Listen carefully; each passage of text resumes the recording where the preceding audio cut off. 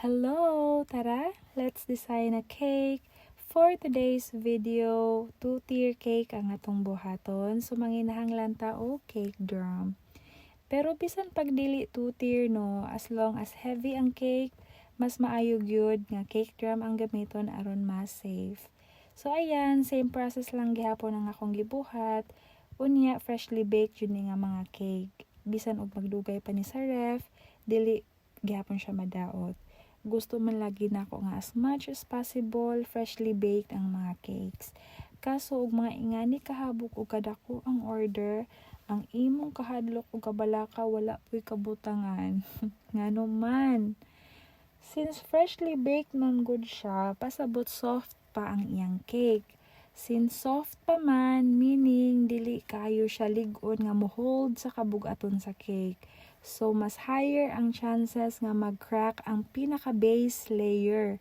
So, ang ending, maghiwi ang iyang itsura o ang barog sa cake dili straight. As in, napapa-oh no na lang jud ko ingani. Ug mao ni ang nahitabuan ni nga cake, tabingi siya. So ayun, nabalaka ko unsaon ako nga wala naman gud ko enough time para i-rest siya.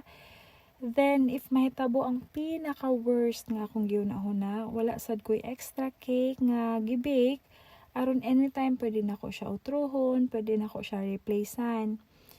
Ang akong gibuhat aron mas mo-hold ang cake, ako na lang gibutangan pa og ganache. Aron og mo set ang ganache, mas mogahi siya compared sa icing lang alone. Then ako gyud giset og full ang chiller para bugnaw ug mas dali siya nga mag-set before nako siya gi-final coat. So ayun, effective naman siya. Sa ingani nga panghitabo na nasad ko'y nakatunan og sunod pohon kay balo nako kung unsay angay buhaton. In life, dili gyud nato katunan ang mga bagay-bagay in just one day, but through experience mo learn jud ta. Then for the design naman, artificial flowers lang nga lahi-lahi og klase and colors. Naay cake sample gi-provide si customer ingani, gisundog lang nako kung sa information sa mga flowers. Pero syempre no, dili nato mas sundog ang specific flowers kay depende man gud na sa atong area kung unsay available nga atong mapalitan.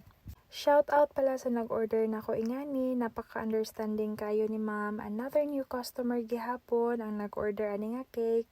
Taga Bohol daw ni sila, as in ato sila nagpuyo, pero may uli lang sila sa Leyte aron sa pag-surprise sa ilang mother nga nag-senior na. Thank you. And this is the final look sa cake. Thank you so much.